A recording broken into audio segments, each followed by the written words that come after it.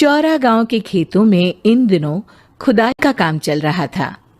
असल में इसी गांव से होकर एक अच्छी सड़क गुजरनी थी, इसलिए यहाँ खुदाई शुरू की गई थी।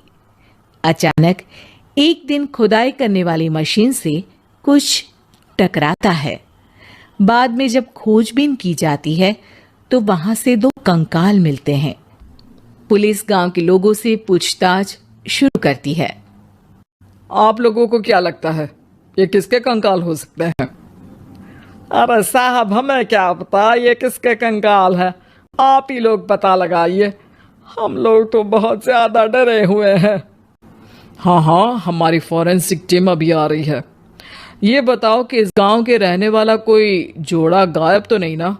क्योंकि शुरुआती जांच में तो ये बात सामने आ रही है कि एक कंकाल किसी पुरुष का है तो एक किसी महिला का। साहब, हमें तो बहुत डर लग रहा है। ऐसे कंकाल मिलने का मतलब गांव के आसपास ही किसी की हत्या हुई है या फिर किसी को जलाकर मार डाला गया है। हाँ साहब, हम अपने परिवार को लेकर बहुत ही ज्यादा परेशान हैं। देखिए, आप लोगों की परेशानी हम समझ सकते हैं, लेकिन आप लोगों को पुलिस का सहयोग करना होगा, क्योंकि आपके सहयोग के बगैर हम ये पता नहीं लगा सकते हैं कि आखिर ये किसके कंकाल है और इनकी हत्या किसने की।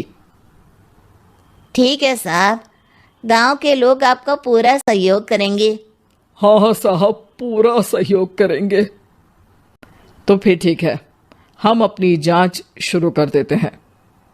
कुछ दिन बाद जांच रिपोर्ट आ जाती है। पता चलता है कि ये कंकाल करीब 20 साल पुराने हैं, यानी 20 साल पहले किसी जोड़े की हत्या कर शव को यहाँ पर दबा दिया गया था। इंस्पेक्टर राघव, ये बताओ कि 20 साल पहले की मर्डर मिस्ट्री क्या आप सुलझ सकती है? हाँ सर, क्यों नहीं। लेकिन अब सबूत और गवाह काफी मिट गए होंगे। मुश्किल तो होगी, लेकिन शायद किसी परिवार को इंसाफ मिल सके। इंस्पेक्टर राघव, आप बिल्कुल सही कह रहे हैं। किसी परिवार को तो इंसाफ मिलेगा ही, और किसी को उसके किए की सजा भी मिलेगी। जी सर, मैंने तो जांच शुरू भी कर दी है। 20 साल पहले इस गांव के 2 जोड़े अचानक कहीं गायब हो गए थे। मैंने दोनों ही परिवारों के बाकी के सदस्यों से बातचीत शुरू की तो उन्होंने बताया कि उनके बच्चे शहर गए थे, लेकिन आज तक वापस नहीं लौटे हैं। लेकिन ये दोनों शव किस परिवार के सदस्यों के हैं, ये कैसे पता चल सकेगा? सर, मैंने डीएनए टेस्ट करवा लिया है। आज शाम तक इसकी रिपोर्ट भी आ जाएगी। अच्छा, ठीक है। उसी शाम को सर, डीएनए रिपोर्ट के मुताबिक ये दोनों ही लाशें चौरा गांव के रहने वाले प्रधान सुल्तान सिंह के बेटे और बहू की है। लेकिन इनकी हत्याएं किसने की है, ये कैसे पता लगेगा? इसी का तो पता लगाने की कोशिश में जुटा हूं सर। आज सुल्तान सिंह से मिलने भी जा रहा हूं। मेरा बेटा और बहू तो मेरे लिए सिर्फ यादों में ही रह गए थे। हमें उनकी लाशें तक नहीं मिल सकी थी। आज 20 साल बाद उनके कंकाल मिले हैं। मैं अब किसके लिए जीऊं?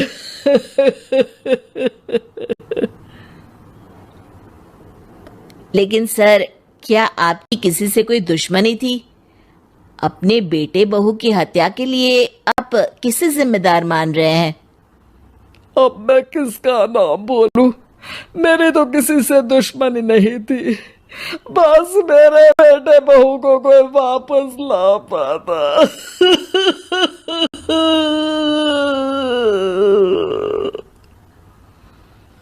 इसके बाद सुल्तान सिंह फूट फूट कर रोना शुरू कर देते हैं। सर, अब आप इनका अंतिम संस्कार करवा सकते हैं। कम से कम इनका शरीर ना सही, इनका कंकाल तो आपको मिला है। लेकिन हाँ, अगर आपको कुछ भी याद आए तो जरूर बताइएगा। मेरी तो बेटा अब उम्र हो गई है। लेकिन मेरे बेटे और बहू के हत्यारों का जरूर पता लगाइएगा, क्योंकि जब तक हत्यारे पकड़े नहीं जाएंगे मेरा मन नहीं मानेगा। सर, हमारी पूरी कोशिश रहेगी हत्यारे को पकड़ने की। लेकिन एक बात बताइए, उस वक्त आपको किस पर शक गया था? उस वक्त मेरे एक ड्राइवर को पकड़ा गया था, लेकिन सबूतों के अभाव में उसे छोड़ दिया गया था। अच्छा, और ड्राइवर पर कैसे शक हुआ था? क्योंकि उस दिन ड्राइवर छुट्टी पर था। उस समय लेकिन लाश क्यों नहीं मिल सकी थी? उस वक्त पुलिस ने बहुत कोशिश की थी, लेकिन दोनों की डेड बॉडी नहीं मिल सकी थी। ठीक है, हमारी तफ्तीश चल रही है, मैं फिर आऊंगा। इसके बाद इंस्पेक्टर वहां से चला जाता है और सुल्तान सिंह अपने बेटे और बहू की याद में खो जाते हैं। कुछ दिन बाद सुल्तान सर, एक बात बताइए, जब आपके बेटे बहू की हत्या हुई थी, उसी के आसपास आपके ही गांव का रहने वाला एक और जोड़ा उसी वक्त गायब हो गया था ना? हाँ सर, अलका और अभिषेक, वो भी मेरे बच्चों जैसे ही थे। तो फिर वो कहाँ है? उनका भी आज तक पता नहीं चल सका, लेकिन बताते हैं कि कुछ साल पहले अभिषेक को गांव के ही किसी आदमी ने मुंबई में देखा था, लेकिन फिर वो गायब हो गया। यानी अभिषेक और अलका की हत्या नहीं हुई थी, बल्कि उन्होंने किसी वजह से खुद ही गांव छोड़ दिया था। हाँ, हो सकता है, क्योंकि अभिषेक मेरे बेटे संतोष का अच्छा दोस्त था और उसका मेरे घर भी आना जाना लगा रहता था। हो सकता है कि उसने मेरे बेटे और बहू के बारे में सुन लिया हो और ये गांव छोड़ दिया हो सकता है। उनके परिवार का कोई अब नहीं रहता क्या इस गांव में? अब तो कोई नहीं रहता। एक चाचा थे, लेकिन उन्होंने भी अपना पुश्तैनी मकान बेच दिया है। वो भी अब कहीं शहर में ही बस गए हैं। ओह, अभिषेक और अलका के बारे में भी पता लगाना होगा। हो सकता है कि वही इस हत्या के बारे में कुछ बता सके। हो तो सकता है, लेकिन वो बेचारे तो खुद ही वक्त के मारे थे, वो क्या बताएंगे। फिर भी सर, जब केस दोबारा खुला है तो जांच तो करनी ही पड़ेगी, और इस बार तो लाशें भी बरामद हुई है। कुछ दिन तक लगातार तफ्तीश चलती रही। एक दिन थाने से सुल्तान सिंह को फोन आता है। हाँ, कौन बोल रहा है? सर, मैं कांस्टेबल तुलाराम बोल रहा हूँ थाने से। आपको थाने आना पड़ेगा। थाने? लेकिन क्यों? सर, किसी की पहचान करवानी है। अच्छा ठीक है, मैं दोपहर तक पहुंचता हूँ। सुल्तान सिंह दोपहर में थाने पहुंचता है। कई पुलिस के अधिकारी वहां मौजूद रहते हैं। सर, आपके बेटे की हत्या का रहस्य आज शायद सुलझ जाए। अच्छा इंस्पेक्टर राघव, पर वो कैसे? सर, उस आदमी को देखिए, क्या वही अभिषेक है? सुल्तान सिंह की आंखों में हैरानी से आंसू आ जाते हैं। हाँ सर, यही अभिषेक है। ये आपको कहाँ से मिला? सिर्फ अभिषेक ही नहीं, बल्कि इसकी पत्नी अलका भी इसके साथ है। मैडम, जरा अभिषेक की पत्नी को लाइए। जैसे ही अलका को पेश किया जाता है, सुल्तान सिंह जमीन पर गिर जाते हैं। सुल्तान सर, क्या हुआ आपको? आप अलका को देखकर गिर क्यों गए?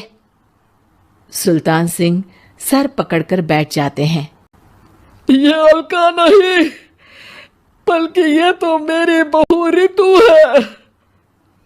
पूरा थाना एक दूसरे का मुंह देखने लगता है। क्या? इसके बाद हर किसी को दो कंकाल और हत्या का रहस्य समझ में आ गया। अभिषेक और रितु ने मिलकर संतोष और अलका की हत्या की थी और लाश को जमीन के नीचे दबा दिया था। आज 20 साल बाद इस हत्या का रहस्य खुल सका था। कि अवैध प्रेम संबंध में 2 मासूमों की जान गई थी।